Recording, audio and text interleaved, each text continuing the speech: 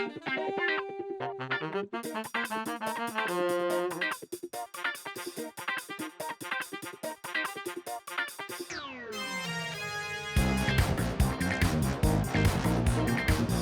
you, Mike Whitney, for your rendition of our theme, and welcome to episode 24 of the Champagne Comedy Podcast, where we talk about the best Australian comedy show from the 90s ever made, The Late Show, and other D-Generation comedy tidbits. My name is Matt, and joining this podcast today is Alison, Daniel, Kim and Prue.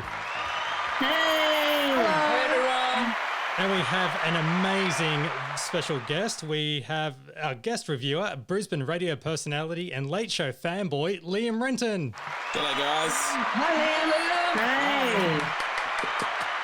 Now, just a quick thing, Liam is a radio announcer from Brisbane. He also hosts a number of podcasts, which you can feel free to plug away in a moment. And you've watched every single episode of The Late Show live as it went to air in 1992 and 1993. He never missed it.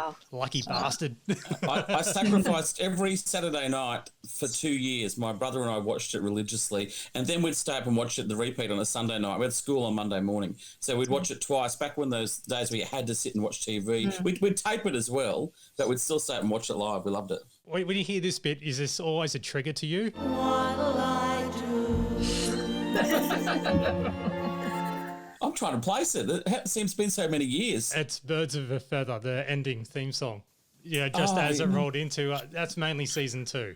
Yeah, right. It was always the ABC ads that I remember. You'd just have a whole series of ads, plugging their own shows or the ABC shop or whatever it was to buy at the time. I remember those just before it would go to air. Now, what actual podcasts do you host elsewhere? Look, what I think I've had the most success with is a Christmas podcast that we do all year round, and we have just as many people listening to it in, say, June as we do in December. So a bit like this podcast where you find your tribe of people that have a passion. We love The Late Show. There are so many people that love Christmas as well. So we literally talk Christmas all year round. It's called Christmas Podding, and you'd be surprised how many things you can talk about Christmas in the middle of the year. That's awesome, mate. So if you love your Christmas, get onto that Christmas Podding. Cheap plug, thank you. That's okay. Great pun there, Liam. Absolutely, yeah.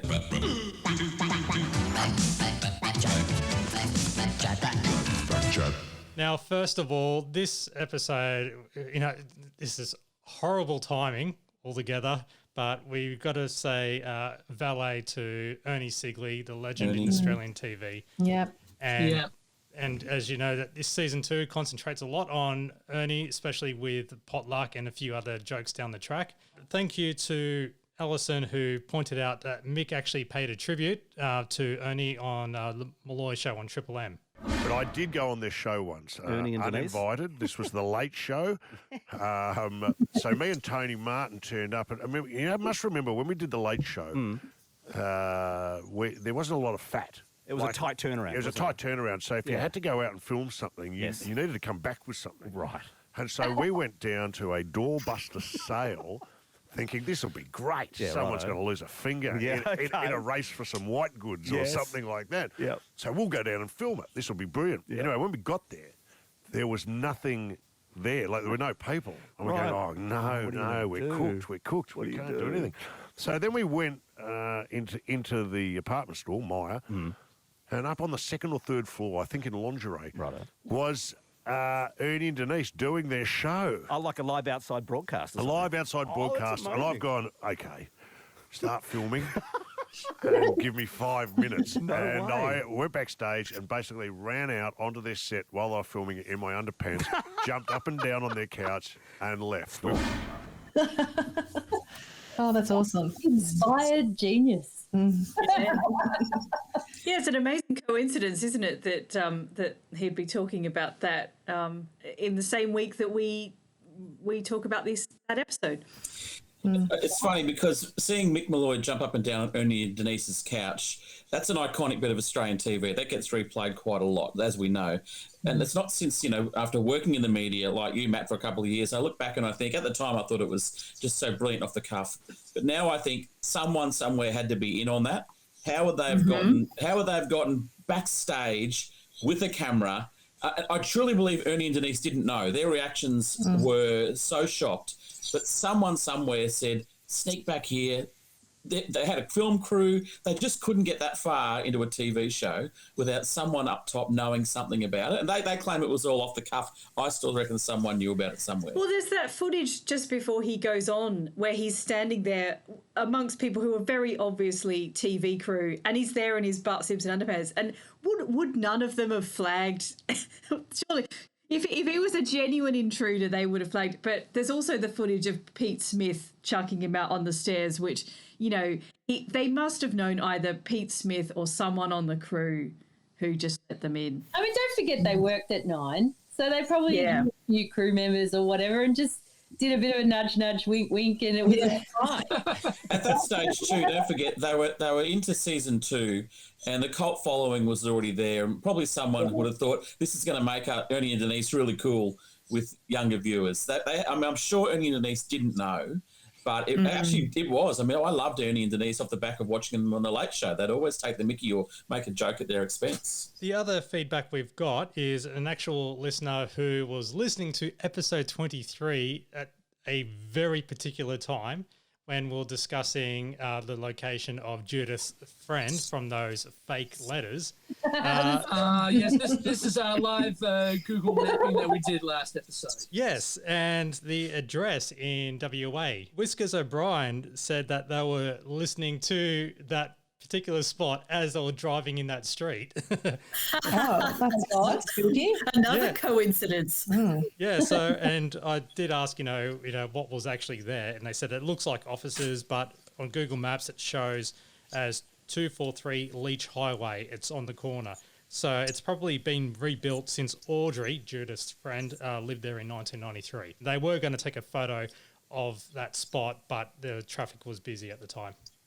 I love that you all think those letters are real. They're not real. They all have the same font, the same paper, same writing. I'm talking to people about Santa Claus or something.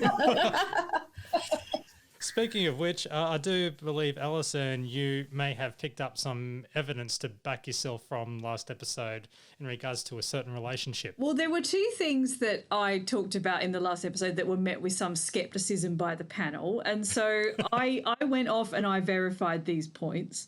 And the first one was my claim that Mick and Judith's relationship was a bit more than kind of comedy flirting on the show, because there's been a lot of sort of comedy sexual tension between the two of them. And I was quite convinced that it was actually a bit Kylie and Jason, in that it was like, you know, the public face was we're definitely not a thing, but actually they became a thing for a brief period of time. And to research this, I listened to the entire commentary of Crackerjack, and I found this bit. I just don't like the fact that it's possibly implied by this scene that I'm a little easy. You know? You're not easy. You're staring down the barrel of a dead-set hornbag, and no one would judge you for... What a beautiful-looking couple. Trying to... It's gone all Sid and Nancy. And actually, to prepare for this scene, because me and Jude have been good friends for a long time, and we've known each other, and we knew there was romance in the air, so to prepare, we decided the night before to sleep together. It really took the pressure off. Yeah, no, so there was no embarrassment on set. Yeah, and I love the fact this is actually a quote from the shed of Bad Eggs, I must admit, but you actually did refer to us as a couple of middle-aged alcoholics. So it's a beautiful love story for a couple of middle-aged alcoholics. We're the new Bogey and McCall. Oh, yeah. Yeah, so I think probably that's not really evidence that they were ever a thing at any point. But I think also you could possibly read into it that maybe they were. So, you know, I think maybe I got a bit fanciful with that. I think it was a joke that they have carried on their entire comic career. However, I was right about one thing, and that was the existence of Judith's best friend, Audrey. And this required me to listen to the entire commentary track of Bad Eggs. Now, that was a great afternoon, listening to two commentary tracks and not actually watching the film. Genuinely, there's some brilliant stuff in both those commentary tracks, so do listen to them. But here's the clip of Audrey. And here's your friend Audrey. Here's my best friend, Audrey Fairthorne. Playing your best friend Audrey in the film. And that was actually the hardest day for me, because I thought if Audrey and I start giggling, we won't be able to stop. And she'd already told me that those glasses made me look like a bee. Pity audiences didn't feel that way. Is this a commentary or is this just a personal attack on Judith Lucy? Yeah. So the Bad Eggs commentary track is brilliant for lots of reasons, but Judith does get quite bullied throughout the entire 1.5 hours of it, and it sort of builds up, and that's sort of towards the start of the film, that bit. But yeah, get out your DVDs, watch both films, watch both the commentary tracks. You know, that's about 6 hours of your life that you will really enjoy. Great detective work. Tip, because I haven't listened to those in years, decades. worth the effort. Worth the effort. Well, I've actually got a little Easter egg here kind of thing, because this actually happened when I was trying to set up to get this show recording tonight. I did hear a bit of a noise going out front, and I'm thinking, oh, they're going to be too loud when I actually start recording. There was a Mr. Whippy van driving past. But they knew I was recording because this is what it actually sounded like.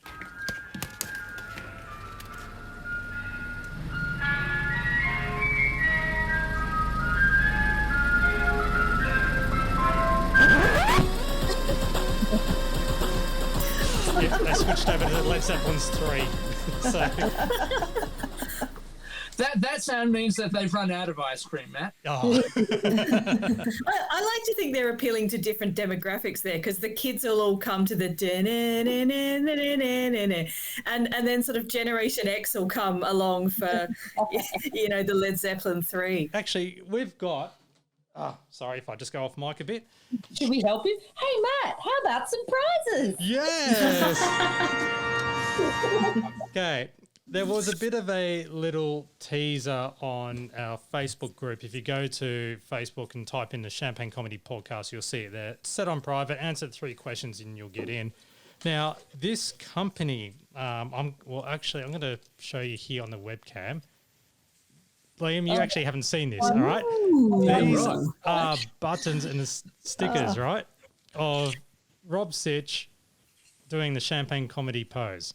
So this is iconic. It arrived at the exact time that we decided to record the episode, really. This is actually from the Dinkum Company. It's meant to be dodgy prize music. So, as I was saying, the Dinkum Company, based in Melbourne, they're brand new, and they will be specialising in fun Australiana and pop culture memes. But the products will be, stickers, pins, clothing, and other stuff. They are coming soon, and they are going to be giving away 4 of these on the Champagne Comedy Podcast. So we've got one very heavy pin. It sounds very heavy. Yeah, and a decent sticker. So these are really, really rare at the moment, but they're exclusively to our podcast. So what we're going to do is we're going to launch a competition, and that is, if you want to win one of these, and we'll share a photo on Twitter and Facebook and stuff like that, you just have to do... I'll turn off the music. Go away. Now, you just have to take a photo of yourself doing your best or worst champagne comedy pose. So it can be a pissy little drink bottle and a glass or a coffee mug or whatever. Yeah, there you go. Liam's already getting ahead with that. Is that a bourbon and Coke? It's actually just Pepsi Max. Hold up some type of bottle in your left hand and a glass in your right hand, and then if you can get a photo of it, and we'll start putting that together, and we will possibly choose the 4 best, and you can win this exclusive prize. And be creative about it as well. Yeah. Like really, really surprise us. Yeah. Do your champagne comedy pose, and but this is exclusive only to our podcast, but also Australian residences only, unfortunately. So I'm sorry for that one, Stephen, I guess, who's based in the US. So it's only Australian because it can be a bit costly to send this stuff off. So thank you very much. And if you want to follow the Dinkum Company, they're on Instagram at the moment at instagram.com. Dinkum, Dinkum, and so they're coming soon. So stay tuned for that. We'll give you more information in future episodes as well. I've got the paper. Daniel G and his program guide. All right, thanks, Matt. So we're looking at what's up against Season 2, Episode 4, and most of these listings come from the Critical Guide to the Weekend's TV, which is your run-of-the-mill program guide, plus special comments from Ross Warnicky. So we'll start with Channel 7. At 8:30, we've got The Darling Buds of May. Ross has put this as one of his picks, saying that the British comedy melodrama series set in the 50s is nice and refreshing at the end of the working week. Then over on Channel 9, for Hey Hey It's Saturday, we've got quite a galaxy of stars tonight. We've got David Strassman doing a turn, Anthony Warlow, Tanya Lacey, Alex Dimitriadis promoting the then new movie The Heartbreak Kid. We've got Maury and Marty Fields keeping it in the family. Also a performance from Peter Couples and Peter Andre doing a song called Funky Junkie. Oh my God! Great song. Is that a cue for us to do the segment on Get This that Ed Cavalier could never do, Funky Junkies? Does anybody have a Funky Junkie story amongst all of you lot? I could, but it might lead into some legal issues. The closest I've got was this absolute nutter on the bus once who did the end monologue from Psycho. Wow. You know, the not going to touch that fly, and all that sort of thing, and was doing this sort of weird, sort of inward sort of a laugh, which wasn't cute like Jimmy Carr, but sort of unsettling like a Sybil Forty on crack. So that's my Funky Junkie story. Thank you, Daniel. All right. And then after Hey Hey, we've got a 1990 terrorist thriller starring Louis Gossett Jr. and Dolph Lundgren called Cover Up. Dolph Lundgren plays a reporter investigating a mysterious attack on an American naval outpost. Going to Channel 10, we've got another movie, BL Striker. Burt Reynolds plays a Vietnam veteran and former homicide cop who has become a Florida private eye in this new series of movie-length mysteries. Then on SBS, now we're in the third week of a 4-week season of films by French director Francois Truffaut. Previously, we've had The 400 Blows and Shoot the Pianist. Now, Liam, you're an aficionado of French cinema. What do you think was the third in the Francois Truffaut season? Well, just have to cast my mind back. It's as you can see by my background, I do have the Eiffel Tower behind me, so I do know a little bit about. No, it escapes me. It absolutely escapes me. Prue, Alison, Kim, Matthew, do you have any suggestions? You tell us, and we'll let you know if we think about that. All right, fair enough. That's all I remember. All right, so it was Jules and Jim from 1961. Of course. Oh, very Yep. I was going to say that. Yeah, exactly. You were, Alison.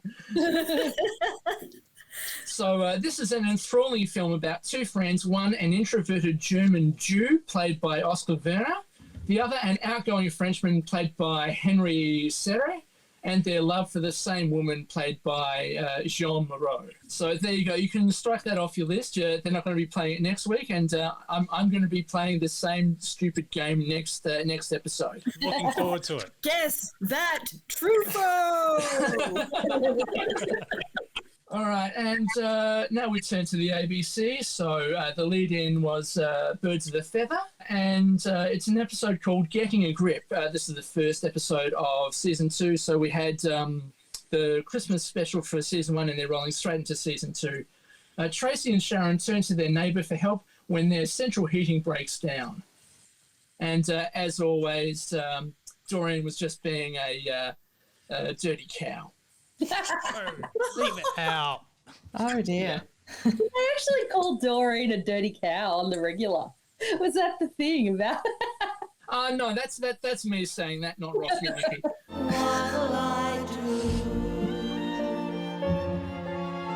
You see, I was just going to say I was always in front of the TV half an hour before the show, so that's why I know that music.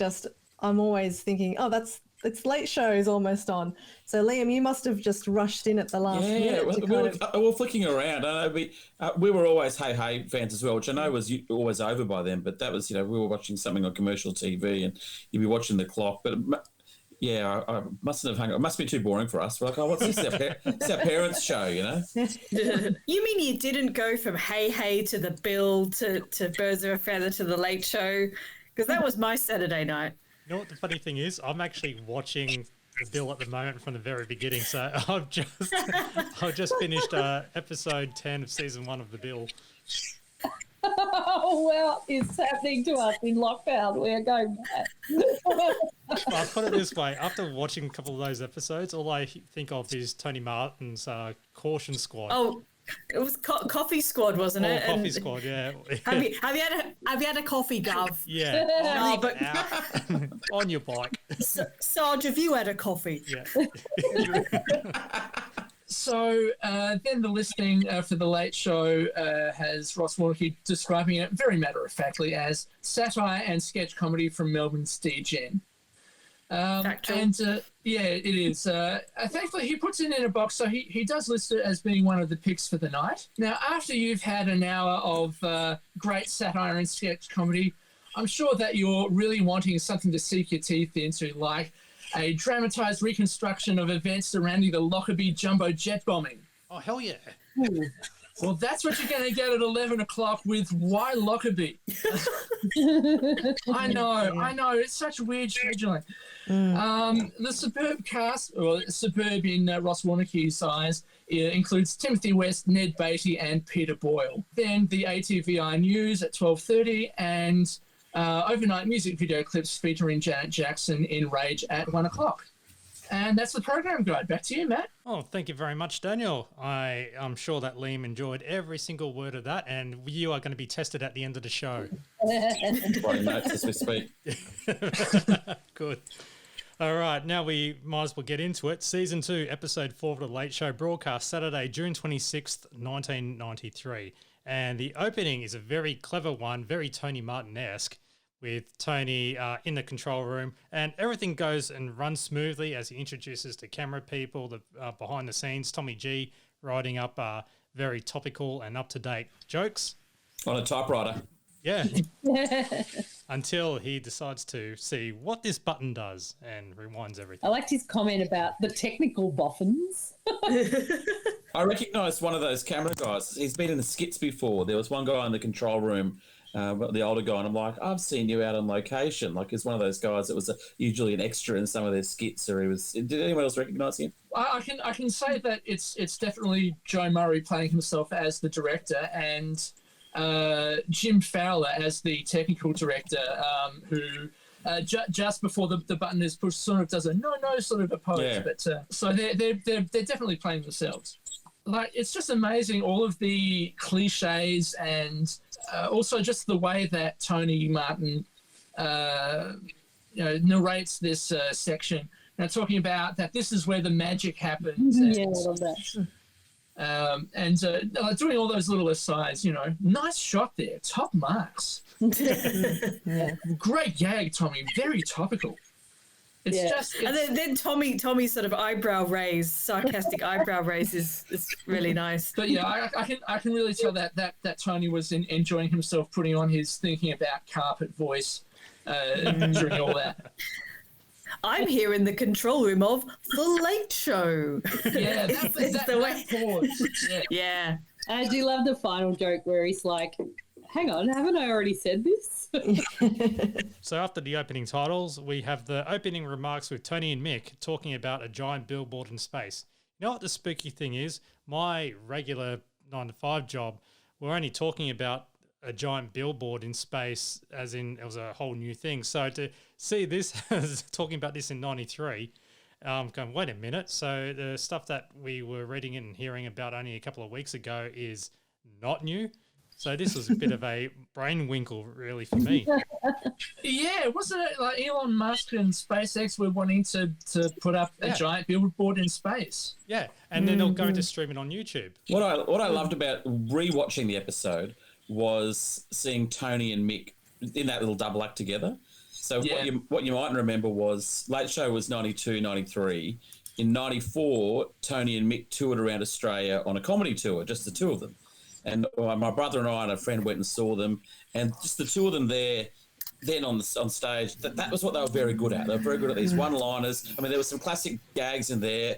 Who hasn't used the term lolly bags or horn bag in the last 20 years? That was, one of Mick's bread and butter gags. They used to use that all the time. And so to see them on stage there was like, yes, because they were so good together. And this was pre, Martin Malloy. That came about, I think, 96, something like that. So 95. Was it? Yeah. So 94, they spent the year touring around the country, pretty much off the back of that segment. Yeah, so you were lucky to see them. I know one of my friends saw them at university in 94, the same tour. She accidentally walked into the dressing room when Mick was getting changed. Lucky her. Well, you've seen it all before, obviously. Yeah, and I thought, we've all seen this. Well, Kim, I actually have a bit of memorabilia from that tour. So 94, they were playing in Bowen Hills in Brisbane at a theatre, and Mick was drinking a VB on stage throughout the whole of his set. So they do stuff together, then they do separate gags together. So Mick has put his VB down on stage, and they've gone off at half time. And my brother and I have stuck to the front, and we've stolen Mick's half-drunk bottle of VB. And we put a hanky over the top of it so it wouldn't spill, and we carried it home in the car. And my dad was a home brewer, so we went and rebottled it, we recapped it. And we kept it on the mantelpiece for years. Anyone would come over would say, that's Mick Malloy's half-drunk bottle of VB that we stole from the 94 tour. And we just kept it for years and years as this little ode to Mick, because we just thought he was just the greatest. And not only did we get to see the gig, we actually kept a bit of the memorabilia as well for many years. A bit of his DNA on there. Absolutely, absolutely. Clone Mick in the future using that. I saw that tour as well, except I saw it at the Adelaide Fringe early 94, and Judith was on the bill as well. So it was the three of them. And they... Casey, do you remember that? Sorry? One thing, but it was Darren Casey, Judith Lucy, Mick Malloy, and Tony Martin. There was no Darren Casey. It was just Mick and Tone and Jude. Yeah, right. And they were selling T-shirts. So I've still got the T-shirt, and I've still got the poster that I ripped off the wall as well. Yeah. But I remember Mick and Tone, they did a song, and they were dressed as folk singers, and they had the big kind of jumpers on, and they did a duet like that, and they did different combination of sketches or solo work. The three of them, and it was really great. And I also took photos with my film camera, but of course, being a film camera and being in 1994, when the photos got printed, you can see this tiny little figure in the distance. So they're really dreadful photos. But anyway, it was a great night. Now there's a quick remark from Mick saying that he can't wait to watch Wimbledon, mainly for women's tennis. And he has the hots of Wendy Turnbull.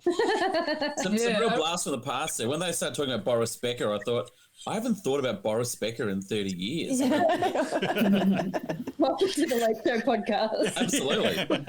Well, what is the reference to him being an insane German who keeps losing? Because I always thought he was quite successful. I don't follow tennis at all, but I always thought he was quite a successful player. And what's the insane element to him? I'd say he'll be a bad sport, maybe.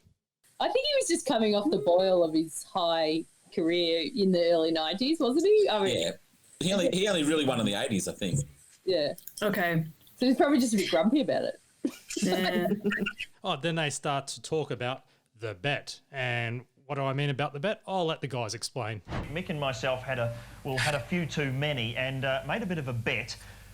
You see, I bet Mick $5 that he wouldn't run onto the set of the Ernie and Denise show while it was going to air live, and jump up and down on their couch wearing only his Bart Simpson underpants. Yeah, this sets off a whole story arc, if you like. With Mick jumping up and down in various settings, in those Bart Simpson underpants. Yeah, I have an article that we posted onto the podcast page just about how cheeky Mick bears nearly all, and it just talks about how he went onto the Bert Newton show wearing the Bart Simpson underpants. They retired them, didn't they? They put those undies in a glass box at one point there, didn't they, in later episodes?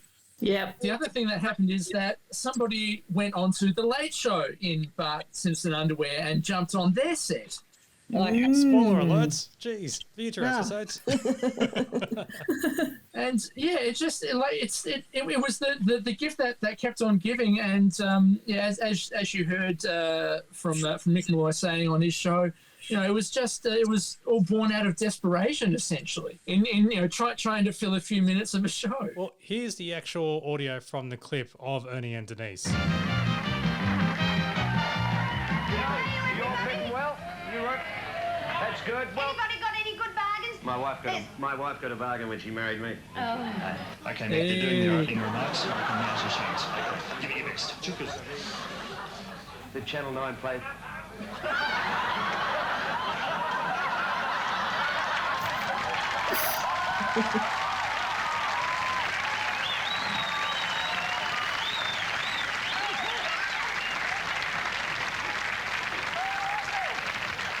That wasn't the general manager, was it? I didn't know this face. It was quite cute, wasn't it? I know that was more visual than anything, but it was mainly the quotes and the crowd applause with that too. The shock and Denise Drysdale's quote. And Ernie rolling with the punches as well, I think. Yeah. I can really relate to Denise having a bit of a perv and going, "Oh, he's quite cute, isn't he?" Now, there's a couple I would have liked to have seen. Mick Malloy and Ding Dong. It still happen. Yeah, it can still happen. You're right. But did you notice Dennis Walter in the background? Yeah. Yes, I did. Yeah.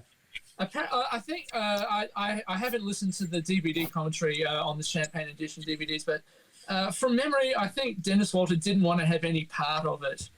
Wasn't trying to get them on screen. Was he worried that it would tarnish his Carols by Candlelight profile? Maybe he would have lost the job on Kino, surely, if he got involved in this. Maybe what I need to do is ring him up on 3AW, because he does the weeknight show nowadays, and ask him what his fond memories were of that day in Maya. Do it. Everyone, do it.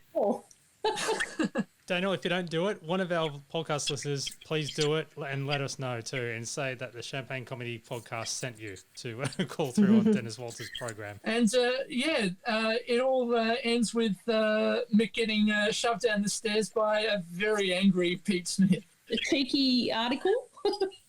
The cheeky pun article? What did it say in that? So in the Cheeky Mick article, it talks about when he went on to the Bert Newton show, but it also references the fact that he went on to Ernie and Denise show in the same gear, which left the host stunned. And it said that they were wearing their gym jams. So we already know that from watching this segment. And then you follow that appearance with a similar run onto the set of Good Morning Australia. "My God, that's Mick Malloy," Bert Newton said when the scantily clad one started running amok before inviting him back in a T-shirt. So that's for a later episode. But yeah, obviously I was a great collector of various clippings at the time, and I have a copy of that. They used to make reference at the time that Mick was, the more portly of the group. Like they never said he was fat, but they'd make reference to the fact that he was a bit larger. Looking back on it, you think he was actually quite skinny. Yeah, I was looking at that going, he's not fat at all. He used to coin Denise quite cute. I also love I love how prophetically Tony says that he hopes that it starts a bit of a trend in live television. Certainly it starts a bit of a trend on The Late Show. Saying that he wants to see, say, Bert Newton run on to the 7:30 report, or Ray Martin jump on the desk of Quantum wearing nothing but his lolly bags. And he was ahead of the whole Tom Cruise thing as well. Yes. If only he had done that in his undercrackers. And now it's over to the news desk with Tommy G. And we'll just skip over the first three news bits because this is what we're really after here. And this is the episode where the iconic Champagne comedy routine started. So Rob joins Tommy G at the desk. During the course of every week, we turn our...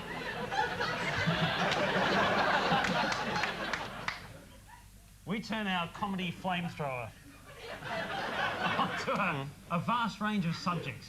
But every now and again, the razor-sharp edge of our wit results in a piece of comedy that rises above the normally excellent standard of topicality and satire and becomes truly champagne sketch comedy. You're not pulling the piss here, are you? No. Ladies and gentlemen, I'd like you to watch this closely. It's a topic that many shied away from. We didn't. And we resulted in champagne.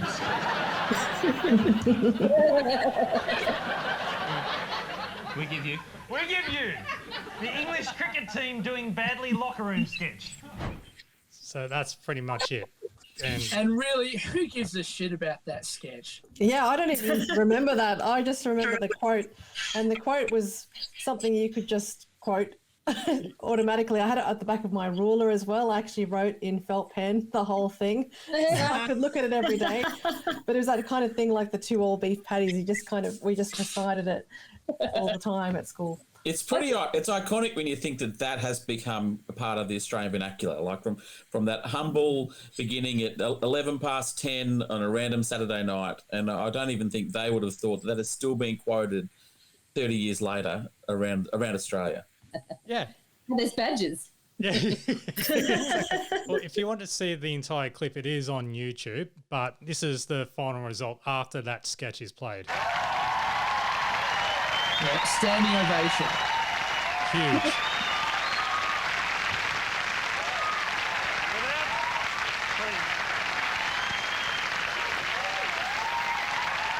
Without further ado, I toast the writer of that sketch, Tommy G.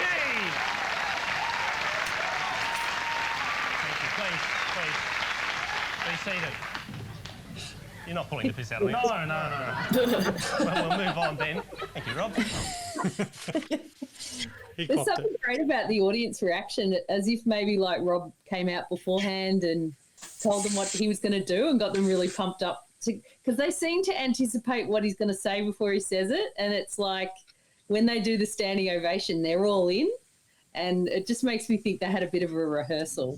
I hope so. Oh, they definitely would have. Tommy's really, really a good sport, I think. Giving those, you're not taking the piss out of me, That actually suggests to me that Tommy was in on it. Like it would be hard to believe that they didn't know what was coming up or why Rob was wearing a tux. And, for all we know, Tommy was ashamed of his own skit and said, we've got to lighten this up somehow. Come out and take the mickey, because he was always very good as being the fall guy. Like he was always like, oh, well, what? You're not really. Oh, like he was good at that. So maybe he was in on it. Actually, that sounds a bit more reasonable and realistic. They would have had a complete run sheet. He would have known that, not to get too technical, that, I mean, you can see him sitting down. You can see him in the shot. When he sits down, you see just the corner of his arm right beside Tom at the desk. Tom's not sitting there going, what's going on here? He was just playing along. Yeah. And Tommy's good at that. But the other thing about the sketch is that there's that really elaborate makeup of the knife in his back with the blood. Like it would have taken ages to get that sorted out with the blood looking perfect. Yeah, we probably should mention a little bit about the English cricket team doing badly locker room sketch, because even though that doesn't make the DVDs and the introduction does. But yeah, it's Jason, Santo, Tony, Mick, and spoiler alert, Jane as English cricket players, and Tom and a superb fake moustache, both doing the heavy lifting as the England coach. And there's a comedy knife in the back that gets revealed when Tom turns his back to camera, and all of the England players basically being afraid of the cricket ball when he tries to hit that. Please correct me if I'm wrong, especially the listeners, but wasn't Tommy with the moustache playing Graham Gooch? He wasn't putting on an English accent, I noticed, but yeah, possibly. No, none of them are. It's all Australian accents. Yeah. But yeah, you don't need any accents when you've got champagne sketch comedy. I think this is interesting because we've seen basically already, and we're only about 10 minutes into the show, 2 examples where they were going to do something that failed, so they've had to come up with something to save it, right? So they were going to film the doorbuster sale, they couldn't do that, so they jump around in their underpants. With this one, they've written a sketch, they filmed it, they've realised it's bad. How can we save this? oh, we'll get Robin with the champagne to make a sarcastic sort of bigging it up type speech. And that's it. That's what you got to do in live TV. But doesn't this, because I think this is a cracker episode. Like if you were it is. We're going to put the Late Show in a museum. This would be one of the this would be one of the top ones. And it's more. It's almost like exhibition. It's a commentary you make at the end because you don't want to spoil what's coming up. But there were 4 iconic bits in this episode. I remember when I watched it the other day, I thought this is probably the greatest episode of them all. Yeah. There were 4 iconic bits that we still talk about today, all in one hour episode. It's like the gold standard of the Absolutely. That's right. That's exactly right. If you had to choose. Plus a whole bunch of really, really strong sort of second tier sketches as well, and including the ones that are coming up very soon. Yeah. Well, you want to fly straight into it because we are really so far behind right now. Yeah. All right. Keep going, guys. So I'll just skip over the koala joke one about the bum crack because that's more visual. And we have Mick at the desk where he actually goes on a rant about the Malaysian prince allegedly kidnapping his children from Australia. So, and Mick was just going on about how the media was wrong, even though it was very tongue-in-cheek. And he was just all fired up, and that's when he starts smoking from his butt, really. I did not assume that it was from his butt, but thank you for taking me there. Well, his jocks did, so might as well say everything comes out of his ass. From memory, Mick would always do these sort of rants when he was on the breakfast radio show on Triple M. And this is one of 3 televisual versions that are in the series. Now we have a commercial parody, and that's where the teaser came in. Why do I feel tired and run down? Why? Because I've got a child and I work and I run a household. Oh, just family problems, relationships. I think it's environmental. I think it's to do with living in a big city. I think it's lifestyle. Because I'm overworked. Trying to do too much, I suppose. Oh, I'm a single mum with a daughter. And there's more. So I just like that line. The single mum with a daughter woman. Everyone quoted that poor woman because of that voice and the way she says it. It all came flooding back when I heard that teaser, and that line. I'm a single mum with a daughter. Those lean beef ads. Yeah, and what's amazing about it was when I researched it, because everyone remembers that ad, it only went for about a month, and it was just played forever and ever. And according to an article in the Australian Financial Review, so this ad was released by the Meat and Livestock Corporation. Previously, there were lots of ads about feed the man meat and all these kind of blokey ads, and so they wanted to expand their market to include women. And when they did some market research about what the reaction to the ad was, it's had an unprompted awareness score of 74% and a prompted awareness score of 88%, which meant that everyone was really remembering this ad. And before launch, women said that spinach was the best source of dietary iron, and by early July, they were saying lean beef. So red meat, red meat. This is probably why I'm vegetarian, because I was just like anti this livestock meat ad. But who says advertising doesn't work? Yeah, they parody it so brilliantly, just saying that. Yeah. Oh, I'm just living my life. I'm just doing my normal stuff, and so that's why I'm tired, because I've got lots of things on. Yeah. I've just given you 10 good reasons why I'm tired, and you told me you're Brian. And it's true, because even in the real ad, they actually list all of their life, that they're running around after everyone. I'm a single mum with a daughter. Yeah, it's sort of an unintentionally feminist ad, really, isn't it, this ad? Yeah. This is just one of a few of them later on in the show. Yeah, again, sort of similar to, they had the ad for the Very Simple VCR. Was it last episode or the episode before? Last episode. The rule of it is the rule of threes, and makes for a good running gag. Good running gag, wasn't it? Yeah. Although the applause at the end sort of stepped on the very last line where they, which one of the women says, "I'm not so much tired; it's completely out of sync." Yeah. My pedantry senses were tingling. Pedantry. Because they misspelled osteoporosis in the ad. Oh my God! Wow. Outrageous. Write a letter. Yeah. Dear Meat and Livestock Board, 1993. You can write a letter to Waterkey. For all the good it will do me as well. Yeah. It's funny what you do and don't remember, Kim. I'm shocked to hear that was only on Australian TV for a month, because if you were to quote iconic ads of the 90s, you know, that whenever the Not Happy Jans or those sort of ads, you would actually quote, you know, I'm a single mum with a daughter. That's right, yeah. For it only to be a month is amazing. It sounds like maybe they did another version of it later on, because this is an article I saw that was dated from August 20, 1993. So they may well have been so successful that they decided to release it again. Because I could have sworn it was on for longer, but the fact that so many people had that recall of the ad after such a short time just shows how effective it was. Yeah. Yeah. Those opera accents will do that to you. Now we have a live sketch, and that is Head to Head, a current affairs show hosted by, quote, Santo, unquote. And this is all again about politics, and an Australian was hanged. It's definitely hanged, isn't it? Hanged. You wouldn't say hung, no, 'cause that means something else. An Australian was hanged in Malaysia while they were on death row, which has been labelled as barbaric. And then you have Malaysian Foreign Minister Jason in certain makeup, and Senator Gareth Evans, which is Rob. Yeah. Debating the situation. This is just basically a major piss take at how weak Gareth Evans was. Yeah, it goes to show you don't think of Rob as being the great impressionist, but he did so many characters dressed up. Yeah, he was actually really good. He was good at it. Got Matt and Alison nodding their heads. Bobbing their heads on the webcams. You got to bob your head when you talk, Liam. When you talk, you know, he's McAvaney, he's Jeff Kennett. You know, he had a heap of them up his sleeve.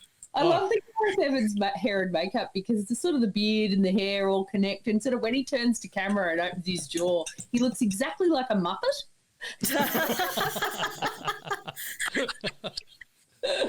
I've got to say that I think that this may be the most political we've ever seen the DGen get on the Late Show. Because it does seem to be implying that, yeah, Gareth Evans is basically a suck up to Malaysia, and wants to massage the Malaysian foreign minister's shoulders. And well, when I was watching this sketch, it sort of seemed to me like this was almost like a Clark and Dawes sketch. Just about, it sort of had those sort of like a few lines in it, like Santo saying to Gareth Evans, "How can you respect Malaysia's judicial system?"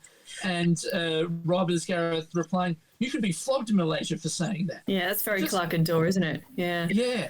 Run, Malish, I've got this. I like the bit where he's soothing him, going, "We'll go and see the penguins very soon." You know. Yes. Would you like a drink? You know, I can imagine Clark and Dawn doing this. They need a third person to do it, but I'm sure they would have done it brilliantly as well. And without any makeup either. Yes, the makeup's funny, so I'm glad. The makeup is a bit.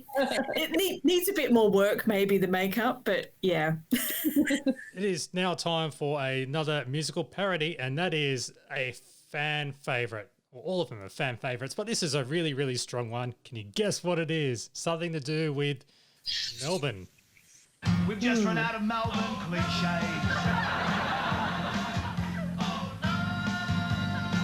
We've just run out of Melbourne cliches.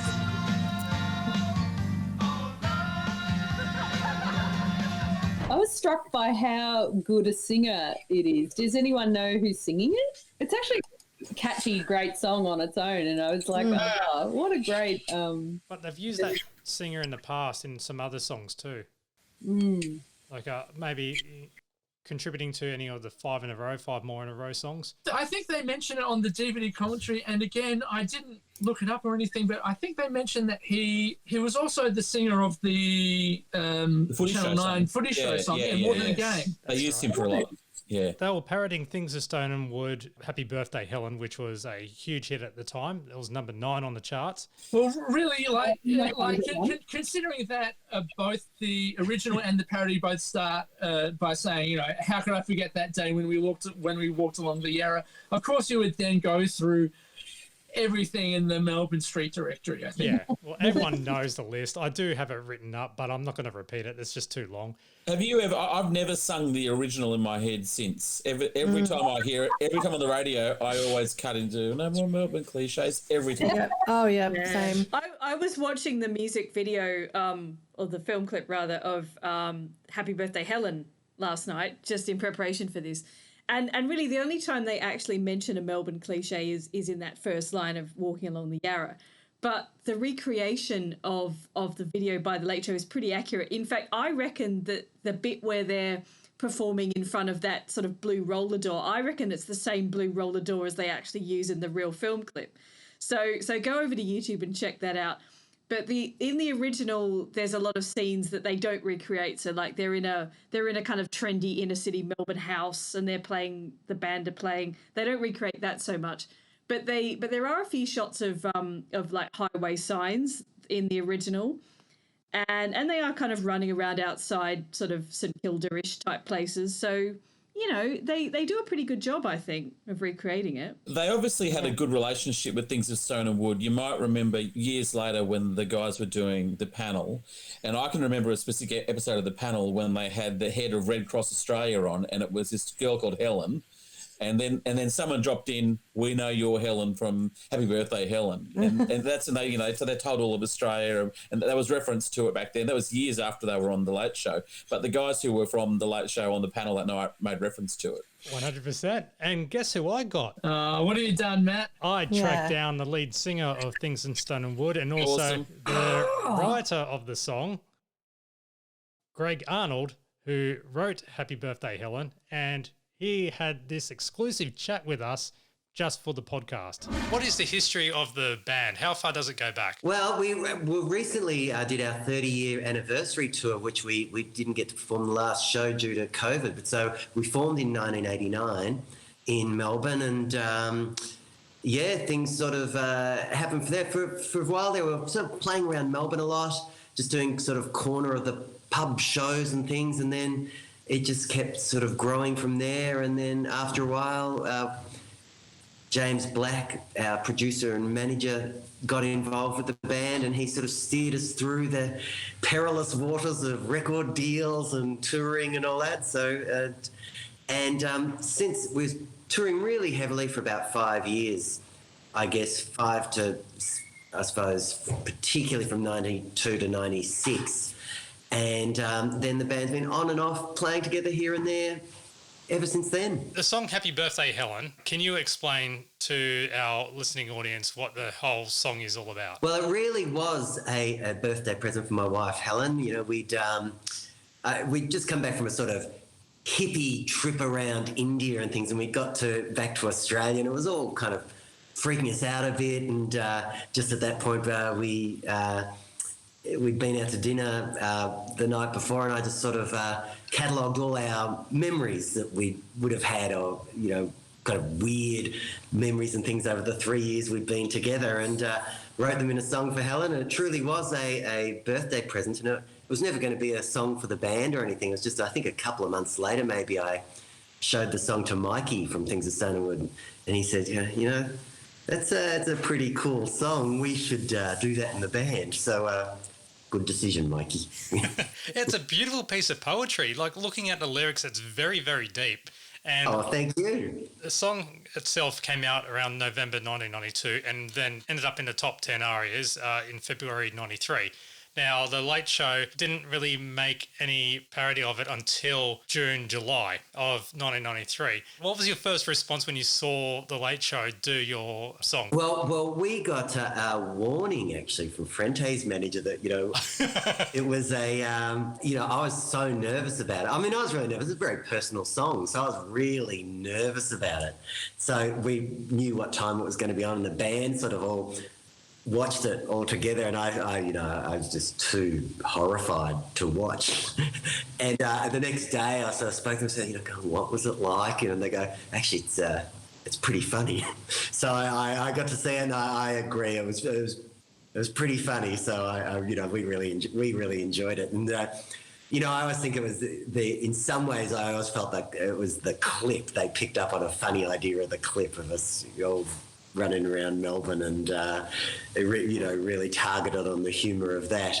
So I loved it. I still absolutely love it. I love the attention to details. It's funny, as a band member, you sort of look at the other guys and go, oh, they really got Justin there. Oh, they really got Tony and Mikey there, and forget the whole time that they actually did a superb job of mocking me. I was just too busy laughing at the other guys to notice how funny I was.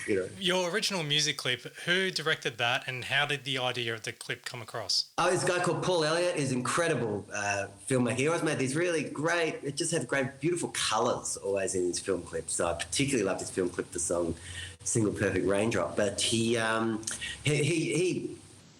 person from Sydney, or, they got that thing about Melbourne, and he really got into that. He liked getting those features that he recognised as very Melburnian features. And I remember one review saying, this Melbourne band, in brackets, this very Melbourne band, has just released a new thing. So we probably didn't realise how Melbourne we were, but I think the clip really locked that in, and and it was good. And certainly the parody that was all said and done. But it was a great looking clip. He made this, very. It's funny, people see it now and they go, "Whoa, so 90s."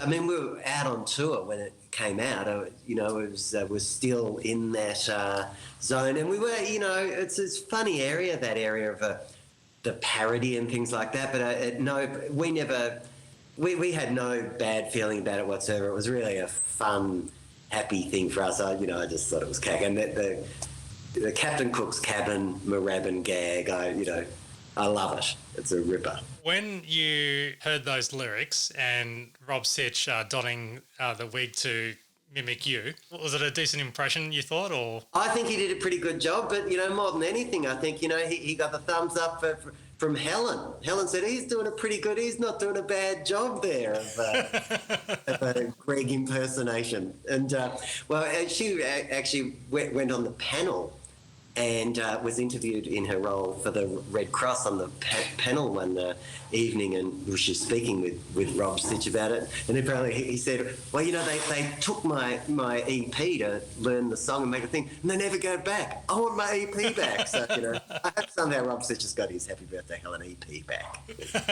When you do perform the song in concerts, and I know you had like about 29, nearly 30 years worth of people saying the lyrics to out of Melbourne cliches, or have you slipped in the odd lyric a little bit different from the original at all to pay homage, or just to acknowledge? That's a pretty good idea. I think I should.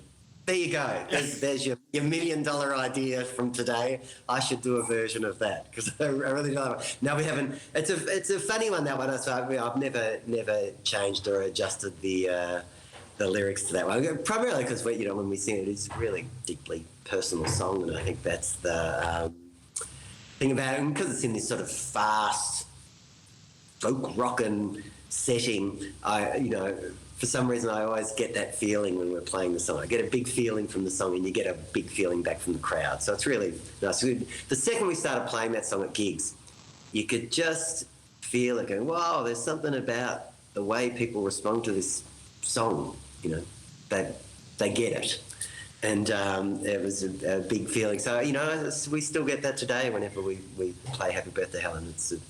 We get a lot of love. It's great. You're a great sport. So you take it with pride, and it's just like, yeah, it happened, and you cherish that. Well, I do. I think it was as I know I said earlier, but I think we did get their best joke in their series of the parody series with the Captain Cook Cabin Moorabbin moment. So, I just read that's some gold right there.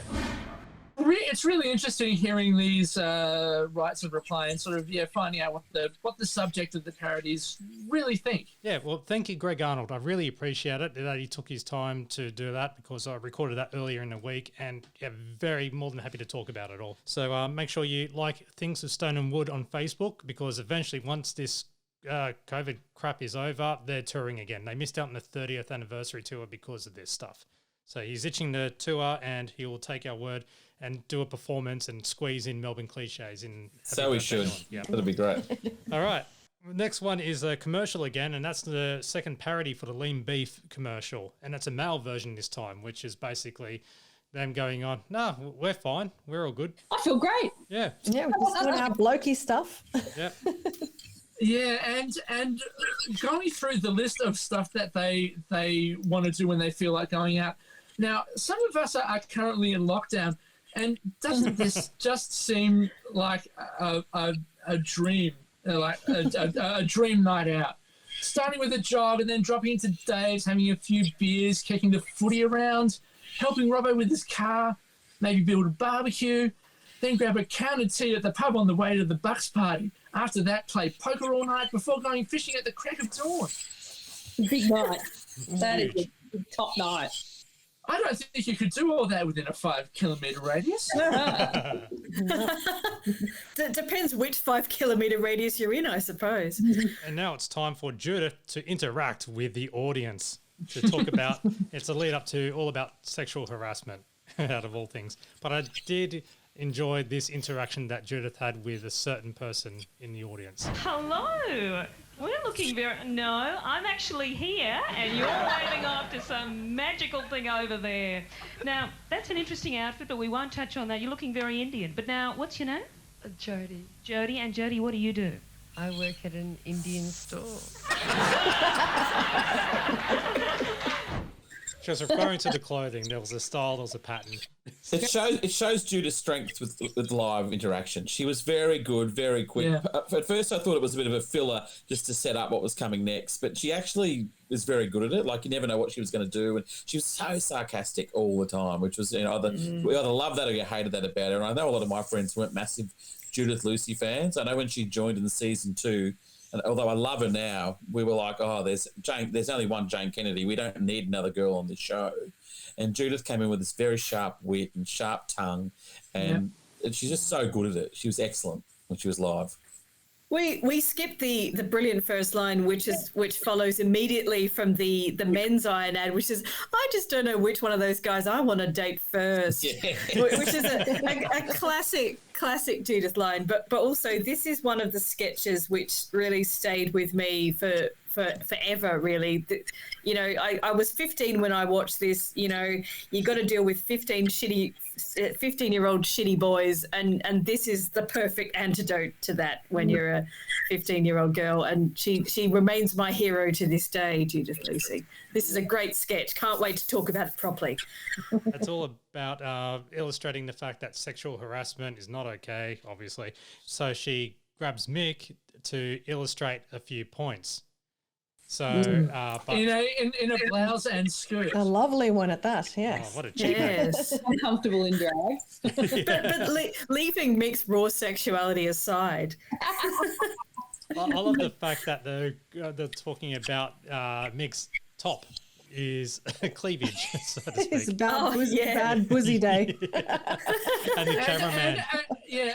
That's the cutaway. The only part. The cutaway is the only part that makes it to the best of. None of the other salient points about women behaving like men do in the workplace. Yeah, there's basically a bit where the camera crew just zoom right in on the breast area, and they show it on the big screen behind, and the audience just starts really laughing at it, and then we, the home viewer, actually see what they're laughing at, and Mick reacts brilliantly, and then Judith says something like, "There's a touch of Benny Hill in the camera crew there," which is a great line. But yeah, the whole sketch is basically about, if you sort of turn the tables and you get a man dressed up in a dress as a woman, how do people react to them? And, it's just a really good takedown, I think, of kind of office politics, really, and sexual harassment in a typical office. So it's wider than that. I mean, as I say, as a 15-year-old girl, I totally recognised what was going on in this sketch, and I'd never worked in an office, of course. So it's great. It's a really good takedown. But did you notice that there was a bit more flirting going on between Mick and Judith in general? Oh, yes. Yeah. How could you not? Yes. Well, here's a bit more evidence. Look, can I give you a bit of advice? Can I give you a tip as a sister? Absolutely. Well, I've been thinking about it, and I think I've worked out what your problem is. Answer me these questions. Sure. These simple questions. Do you have breasts? Yeah. See, I thought you did. Do you have female genitalia? You got me again. Well, then you're just begging for it, you trollop. You're a whore. You mean the football team after the show? In the Bart Simpson jocks. Oh, no, I like the outfit. I Right, like the let's pews. A wild combination of like insult and also mansplaining. Yeah. Have you noticed how much Mick's voice has changed in the last 30 years? Yeah. His voice now on radio is, it's 30 years older. It's a lot deeper, a lot huskier. I didn't even think of it at the time, but yeah, his voice has changed a lot. And it is time for Shit Scared to return, Oriental style. What an amazing Shit Scared. And I distinctly remember, like, watching this show. I might have watched it with friends. I can't remember. But I was starting to get hysterical at this point. Like, I remember fucking losing my shit. And so when the end of Shit Scared happens, it's like I got to the point where there was just no laughter coming out. It was just,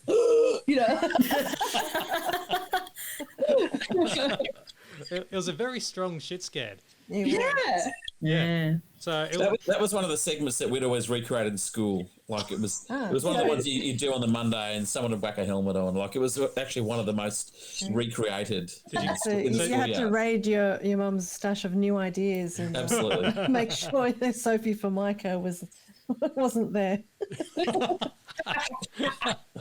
Did you end up burning copper art into your arms? It's actually an amazing Shit Scared. It's like a 3-act play or something. Like they start off with the karate and this ridiculous expert in karate steps in as Mick and does these huge kicks. I love that.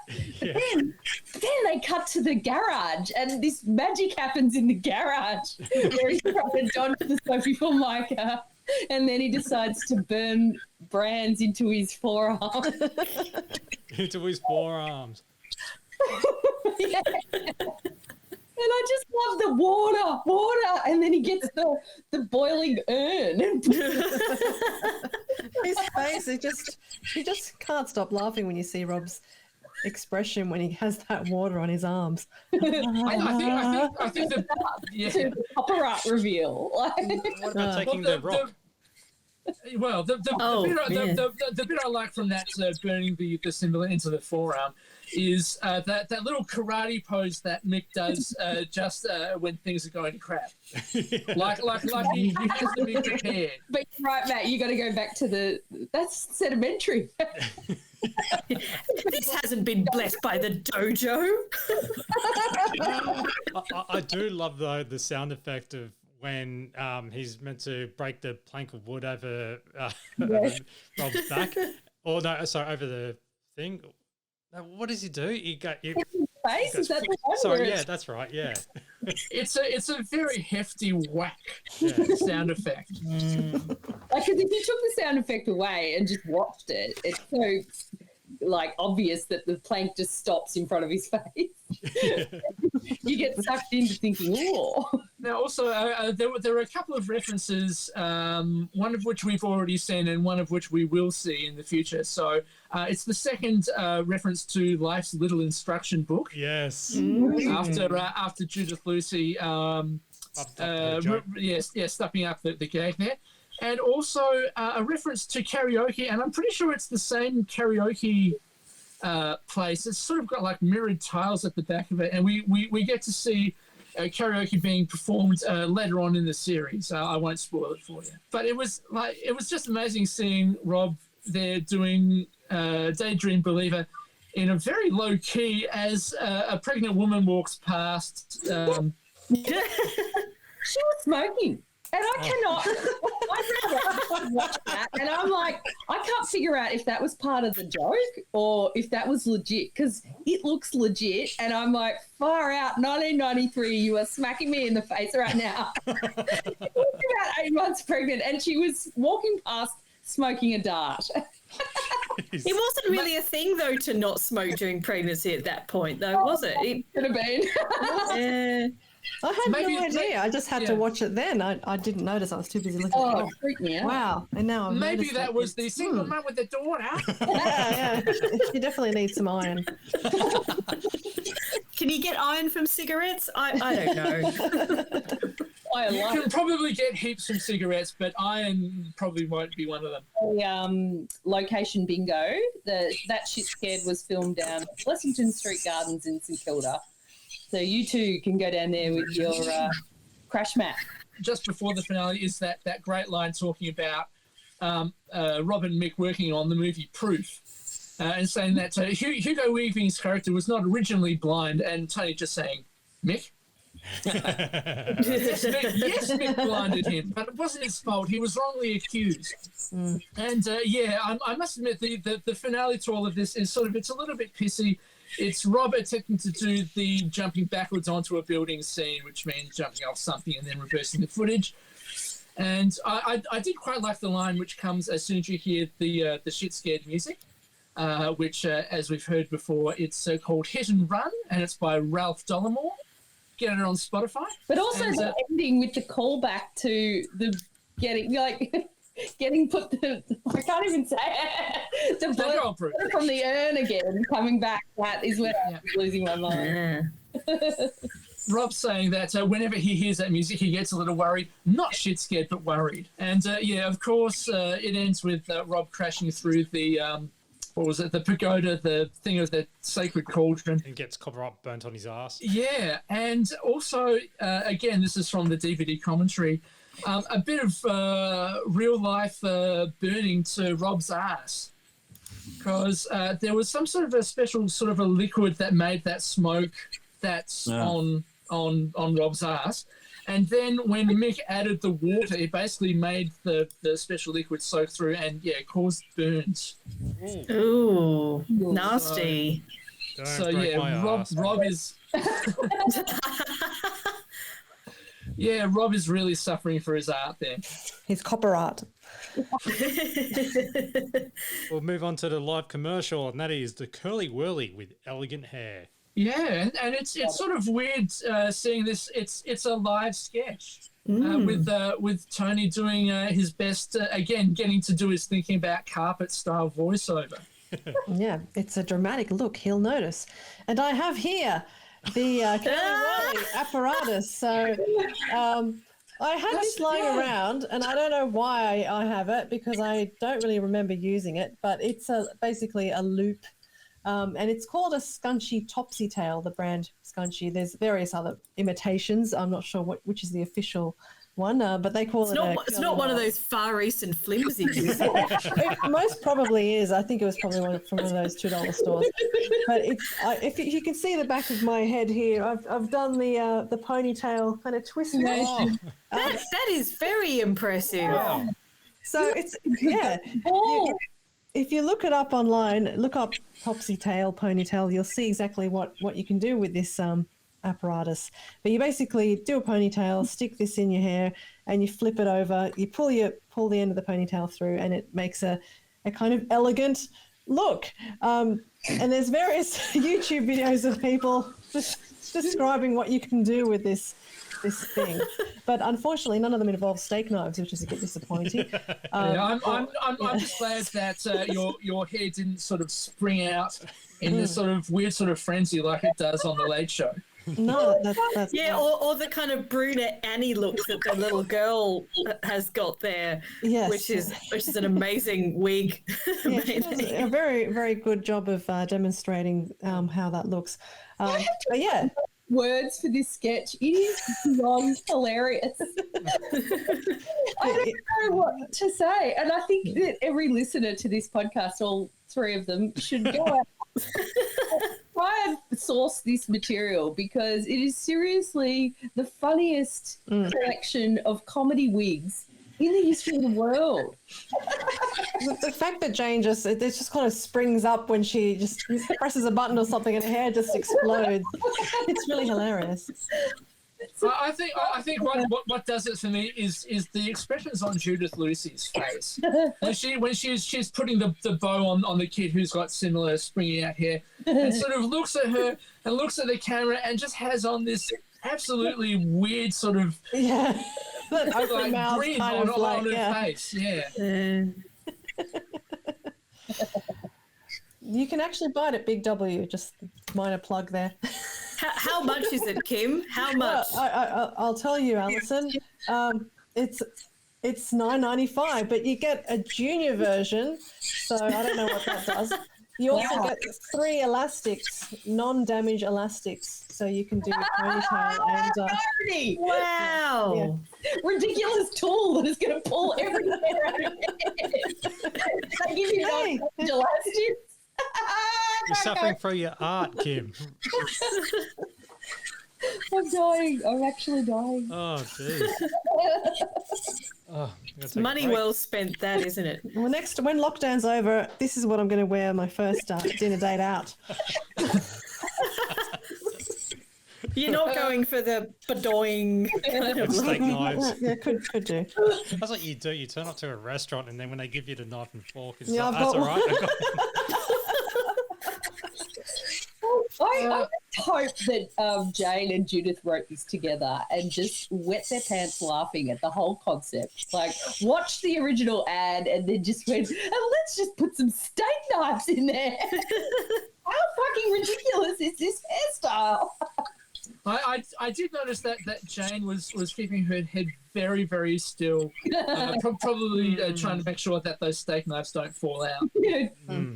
Not wanting a lobotomy. No.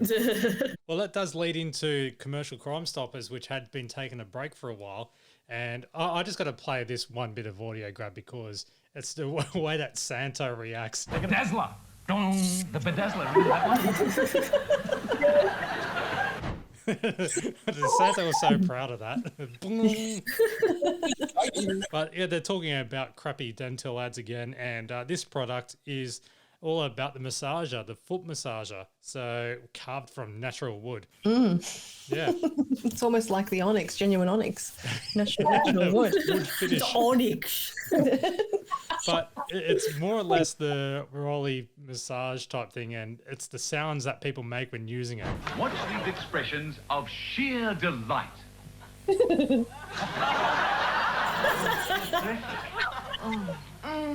feels great.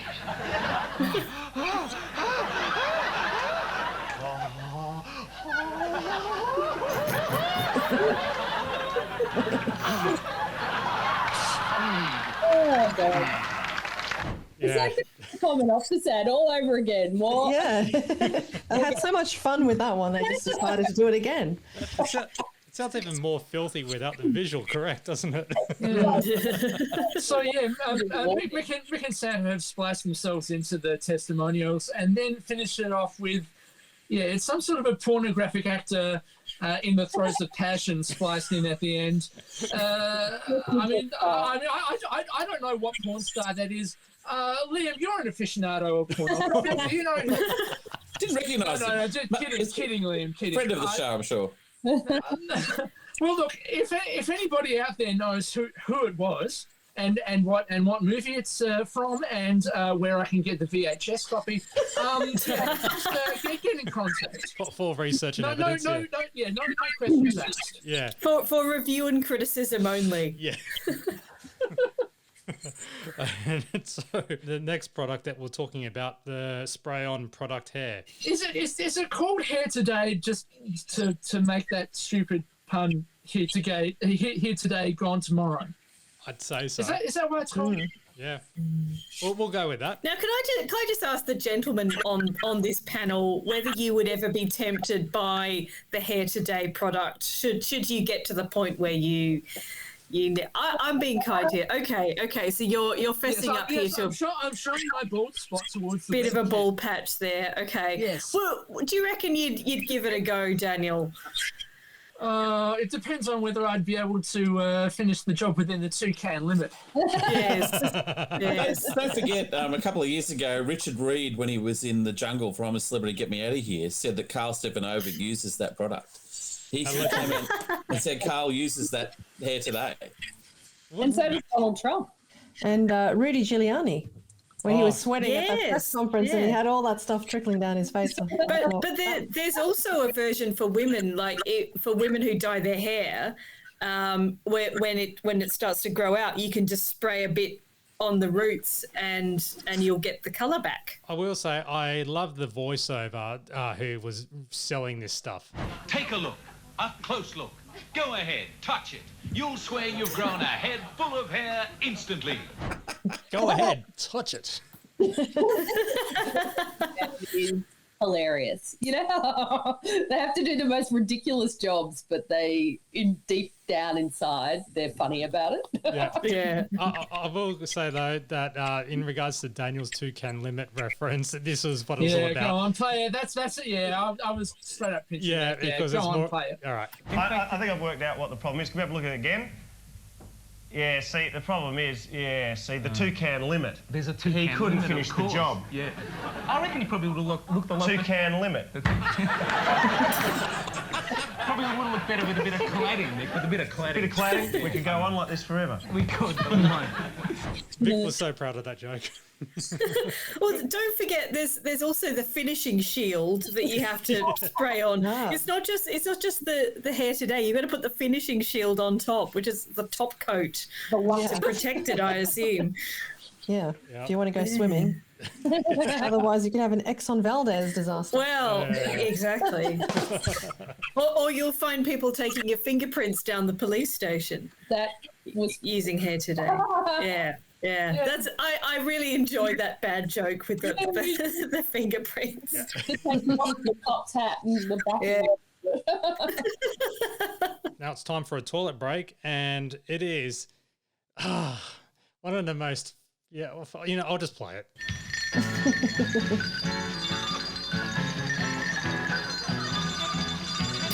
A real treat for lovers of bell ringing there, as Tony says in the introduction. Pippi the Bell Ringer playing the Lady of Spain. But I wasn't sure whether to play that one or this one.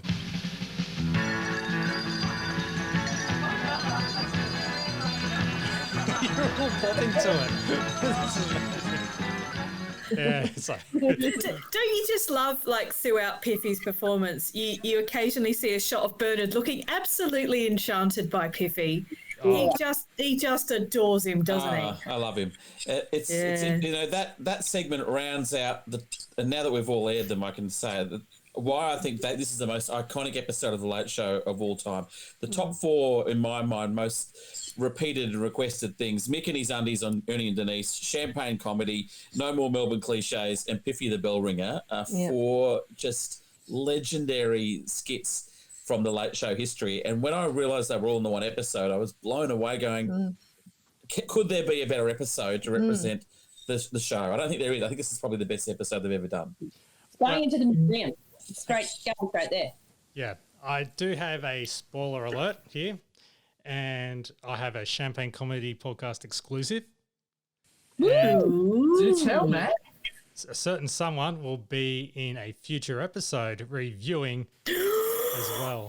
Oh, this will be interesting. I will play a snippet for you. Yeah, I got Piffy the Bell Ringer.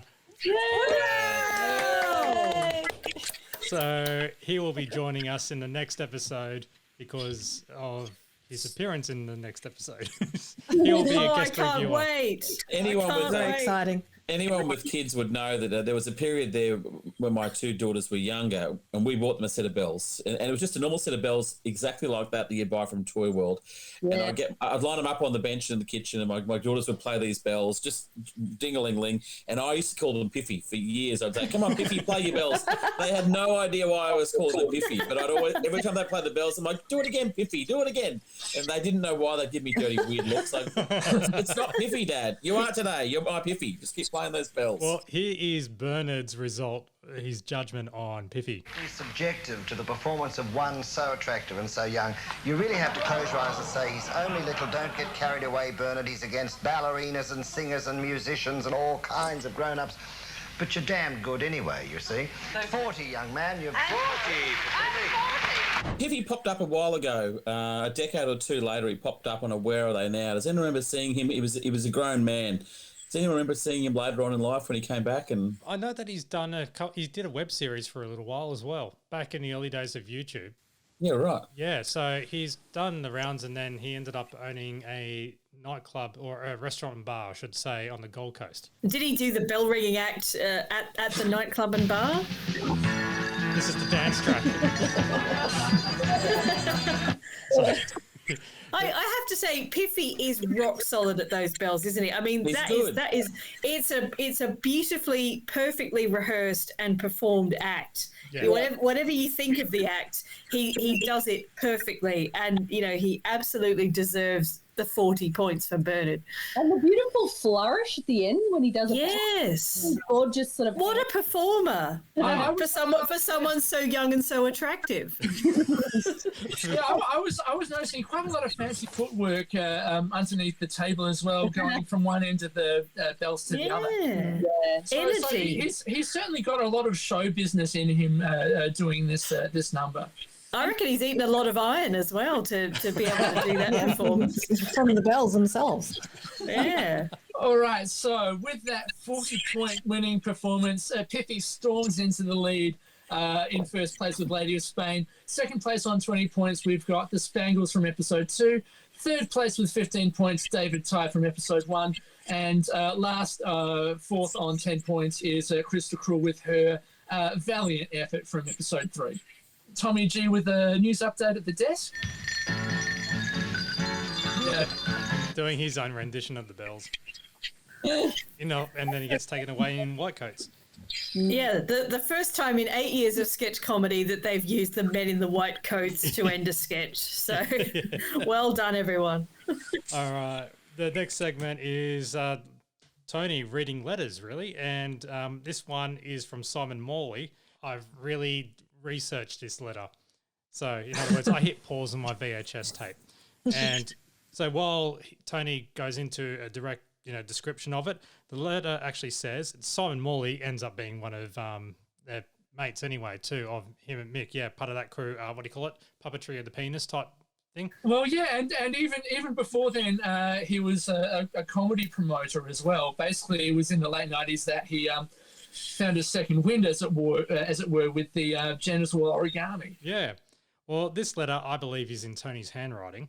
And it says, Dear Late Show team, welcome back. Just a note to say hello. I'm watching your new series from hospital following an unexpected collision with, yes, you guessed it, a Volvo driver. And so Tony reads out pretty much the letter nearly word for word, except for the last part, P.S., when is shit scared coming back? And so there plays the clip of Tony experiencing a flat tyre in the car wash, which is on the Best Bits DVD. And that's where he calls out the RACV. Yeah, great concept. And must have been quite interesting trying to get all the shots set up. And having to do it while mid-cycle. And I love the way he says, a silver logie in the mail for that. well deserved. The silver logie in the mail for that man. That's Michael Hirsch. Oh. Playing the RACV man. Very, very well framed in that you can't see his face. It's sort of obscured by the car wash. Now, Jane reads out the next letter from Lee Russo. A lot of it was blurred out. To the Late Show, I've been to a dermatologist and tried all sorts of antibiotics for many years. These helped but did not cure. Every time Mum buys one of these Kellogg's variety packs, we kids always fight over who gets the Cocoa Pops. Is there a way of solving this dispute? I hope you can help me as I'm becoming more depressed. So, well, I don't know what this dermatologist and antibiotics got to do with Kellogg's Cocoa Pops. So, but the solution was the variety pack that has only Cocoa Pops, which is basically a box, really, of Cocoa Pops. Yeah, there was always that pleasure going into a roadside in a motel and getting these little boxes in there, and then you have to open it up and you break open the little pack inside, and you can put the milk in and eat it straight out of the carton. I heard a radio station talking about those boxes last year, and you can't get them anymore. They're all gone. They're in individual sachets now. In little packets now, but you can't get the cardboard boxes. And they did a whole segment on the radio about these, these boxes that you no longer can get. So I'm going to play this little bit too because Mick was a bit cheeky. Brilliant. Very sensible, Jane. Brilliant. The simple ideas are often the best, Tone. I'm sure it is. how true it is. But Tony has a letter, and that is addressed to Mick.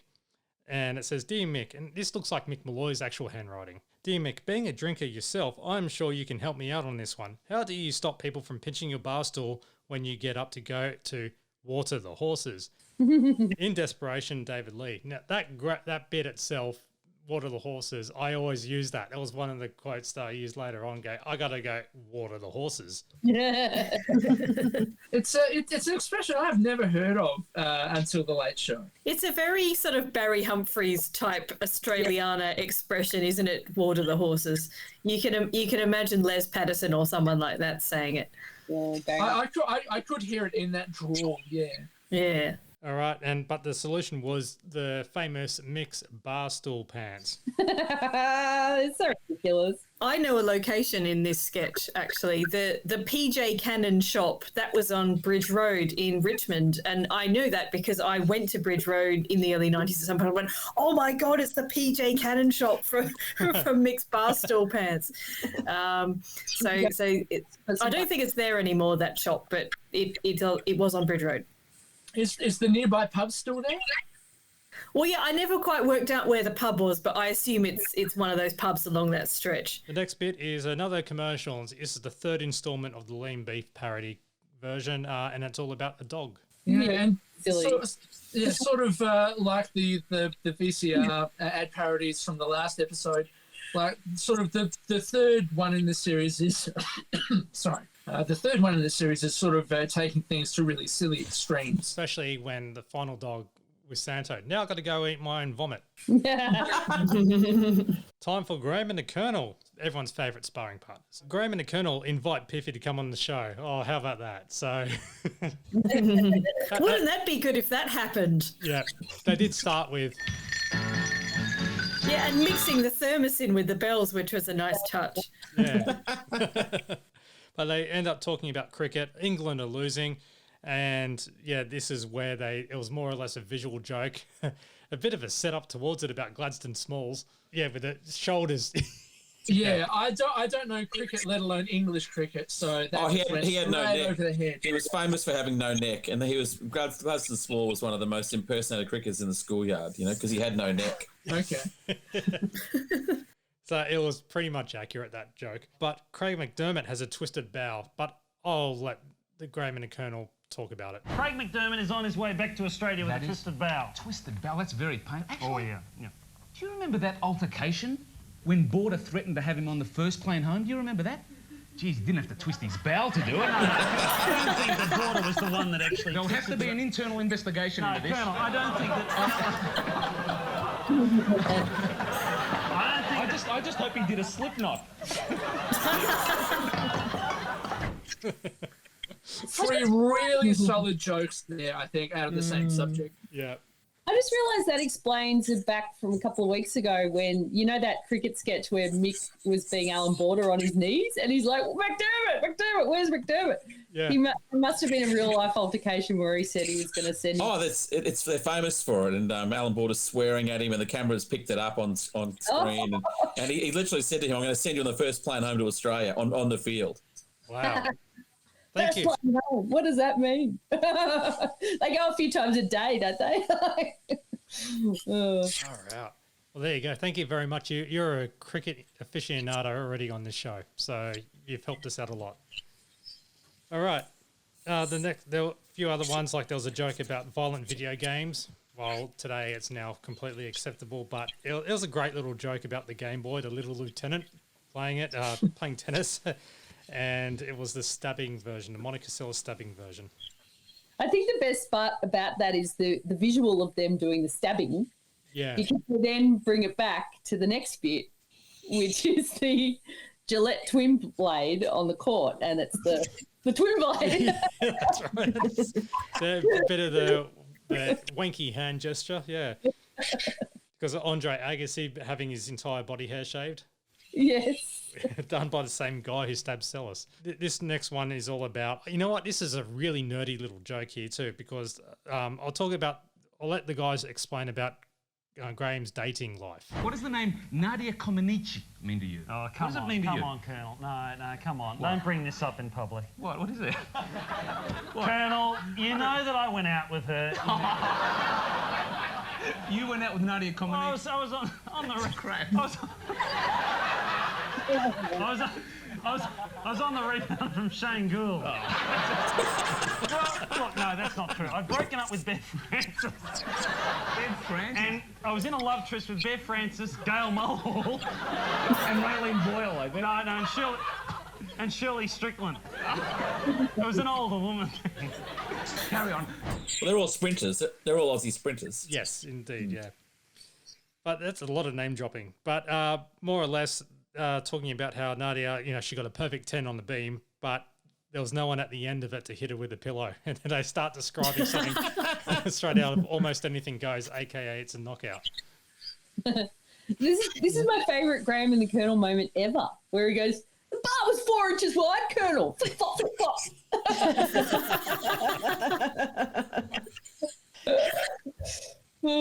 And the last one, and they do go into current affairs, and I didn't write it down phonetically. Oh, yes, I did. The Galleria of Uffizi. Uffizi. Yeah. Yes.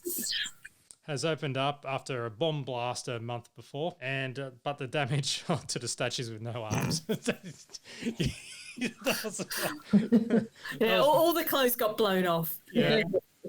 And some of their limbs as well. Yeah. Also, Graham is using a wooden foot massager as well because he starts moaning a little bit. And Colonel reveals they used to spray on hair. Yeah, a couple of really good callbacks there. Yeah. And we're about to have another one as well. Another good callback in the next bit. Oh, in regards to Tommy still wearing. Yes. Yeah. Yeah, he brought it in from home apparently.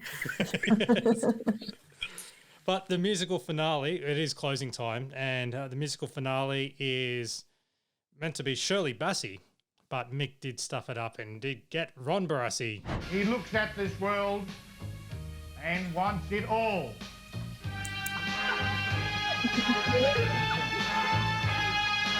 So he strikes like thunder.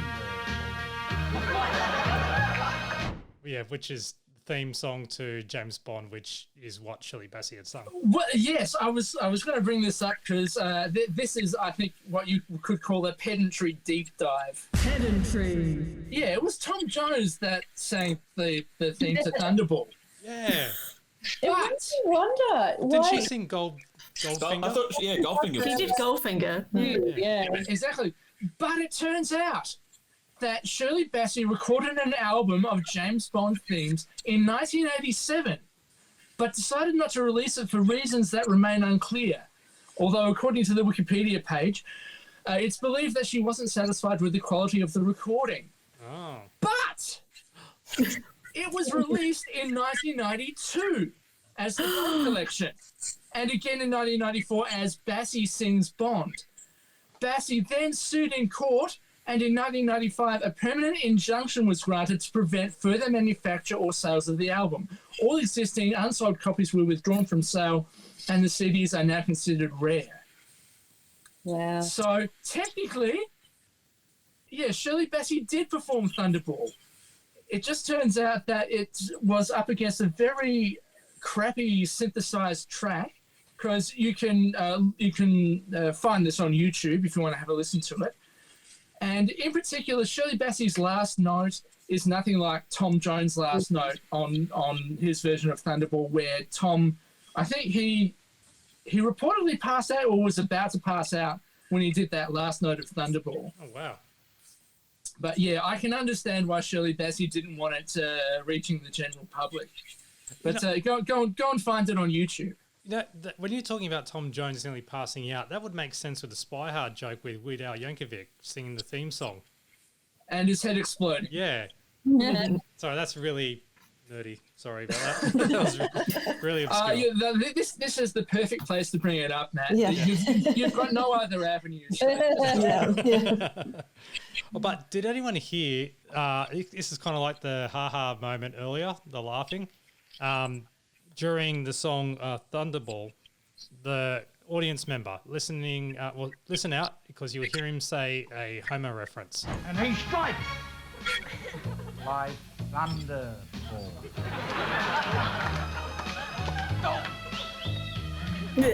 And I've got no idea what would have elicited that reaction. Because, I mean, yeah, Ron's really giving a good sort of poetry vibe to it. Spoken word a la William Shatner. I presume you picked Thunderball because it's ball and it's Ron Barassi.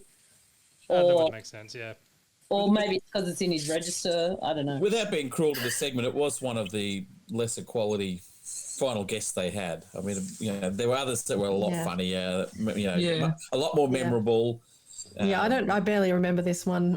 Being a 16-year-old girl who was not into sports whatsoever, I had no idea who this person was at the time. Yeah, very, very much a Melbourne celebrity, really. And I say that having grown up in an AFL state where he was known, but really he's famous in Melbourne, Ron Barassi. Yeah. So I can see why the rest of the country wasn't that interested in him. Also, just something we've glossed over. Tony mentioned something new that's happening, which is there being a repeat screening of The Late Show. Yeah. So basically, on the Sunday at 11 o'clock, sandwiched between Compass and the Tracy Ullman Show, you could watch the previous weekend's episode of The Late Show. So basically, it's like 8 days between screenings. So, Liam, you were saying that's what you did. You'd watch the repeat. We would literally stay up, even though we were taping it on VHS, we would stay up and watch it again the next night. And I remember always being tired for school on a Monday because it was like 11 o'clock at night. But I didn't realise the Tracy Ullman Show was on the ABC because that was the birthplace of The Simpsons, wasn't it? So, it's a 25-minute running time. Both of those would have been a welcome relief after Compass, according to the listing here. A look at claims of sexual abuse within Australian churches. Oh my god! Oh god! That really gets you in the mood for comedy, for champagne comedy. Not again, one of those kind of awkward segues between different genres of programming. I was telling Matt, guys, we talk about taping those episodes. I actually have every episode of season 2 on VHS that managed to have survived.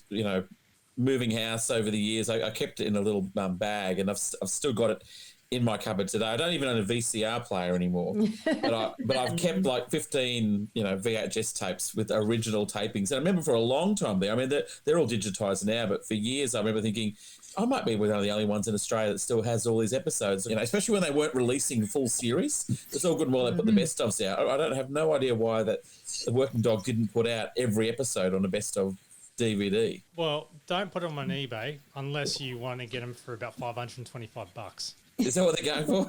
It's ridiculous. Yeah, I still have a few of them as well. $525 was a ridiculous price, to be honest. But I would say that for you, Liam, those tapes are priceless. Never let them go. Yes, do not let them go. Well, the irony is that my brother and I taped them, but he claimed them, and then I remember buying them off him at one point for $50. So I owned them out $50 of my brother. $50. Back in the day, and I remember thinking, you'll regret that. The ones that went on eBay weren't even the complete set. Yeah, well, it's no series 1, but the entire series 2 we have on VHS. After the closing credits, you got the audience call list, which is Jason Judith doing a ticket solicit. But was there any Easter eggs at all? In a way, kind of, because there's a couple of people listed here which we don't see during the episode. So Ron Barassi is listed as a special guest, but Edwin Marr, Charles Bud Tinkwell, and the Pissweek Kids are all listed as being special guests. Now, they all feature in an episode of Charlie the Wonder Dog that we are yet to see. So my theory here is that there must have been an episode ready to go that may have been cut, maybe for time, maybe for quality reasons. They bumped it. Yeah. Did Justin say when he was on that there are a couple of episodes that never made it to air? So maybe this was one of them. Well, I mean, there was certainly... Again, mild spoilers, there was certainly a Charlie the Wonder Dog episode that featured Edwin Marr. who at the time was the weather presenter on ABC. So there are 2 episodes that never have been broadcast, Liam. So episode 21 of the Champagne Comedy Podcast, foolhardy Cousin George himself, Justin Anderson, explains it. So there you go. All right. Well, other than that, that's really it for the Late Show Season 2, Episode 4. And that Great also, episode. Yeah, Great episode. Yeah. A very strong episode. And that's it for Episode 24 of the Champagne Comedy Podcast. So I just want to reiterate again, if you want to try and enter to win these special pins and stickers of Champagne Sketch Comedy from the Dinkum Company, all you have to do is tweet us at TLS Champagne or send us an email, champagnelateshow@gmail.com, a photo of yourself holding a bottle and a glass or something like that, equivalent of a champagne bottle and a champagne glass.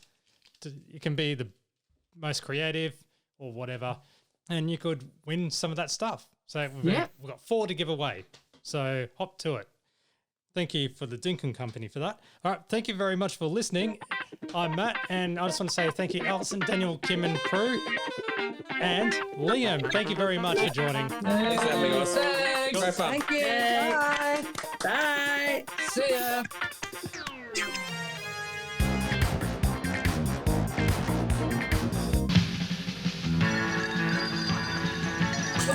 Thank you for listening to the Champagne Comedy Podcast, created by fans for the fans. For more information on this podcast, please visit champagnecomedy.com.